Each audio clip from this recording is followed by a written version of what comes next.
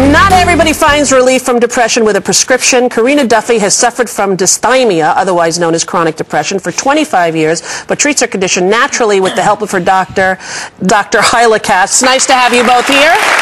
So you've been suffering from depression for 25 years, so since you were a young child. Yeah. And what were the symptoms? How did you know this? I first discovered it when I was 9 years old, and I just felt like not getting out of bed. And all of a sudden? Yeah, well, it wasn't all of a sudden. I think it was coming on, but I didn't even know what the word meant. I was so young, and somebody said to me, my older sister said, maybe you have depression. And I had a lot of things. I grew up in the countryside. I had horses. I could play with them. It was a huge playground.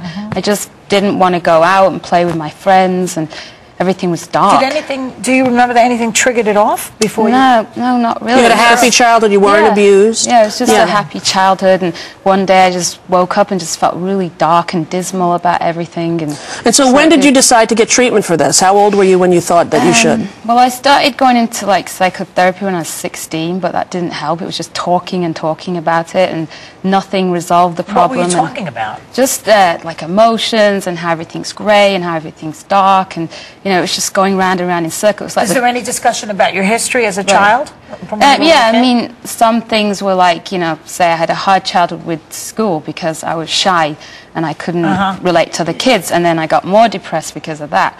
So it was like one thing after the other. Like a snowball effect. Yeah, and then when you're shy, and then when you're depressed, and the kids bully you, and it just goes on. Did your parents intervene at all in any of this? Yeah, they tried to help, but they're really happy people, so they didn't. Happy people? They didn't understand it. They were like, "What's wrong with you? You're always upset. We take you on holiday, and we're on a beach, and you're upset, and we can't do anything for you," and they just don't have that. They don't understand it. So they didn't understand. And you sort of feel bad too, because you were looking around going, I should feel happy, look at him, and you just don't. Yeah, there was nothing. Now, did you try conventional treatments? You tried SSRI medications? No, they put me on antidepressants, and then I had Prozac and Zoloft, and I was kind of like a guinea pig to the doctor. I kept going back and going, this is not working, can you give me something else? And then nothing else would work, so...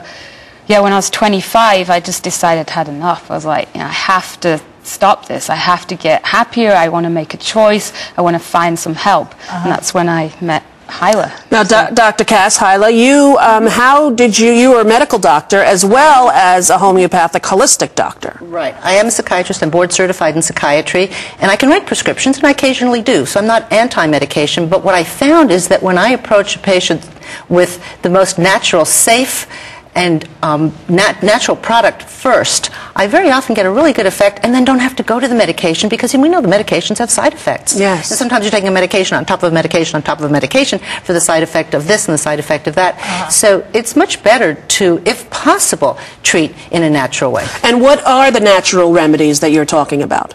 Well, there are a whole variety of them. First of all, light therapy. There's been a lot of research done, and the light therapy actually increases the serotonin, that feel-good neural energy flow throughout the whole body, and with acupuncture, you unblock the energy flow.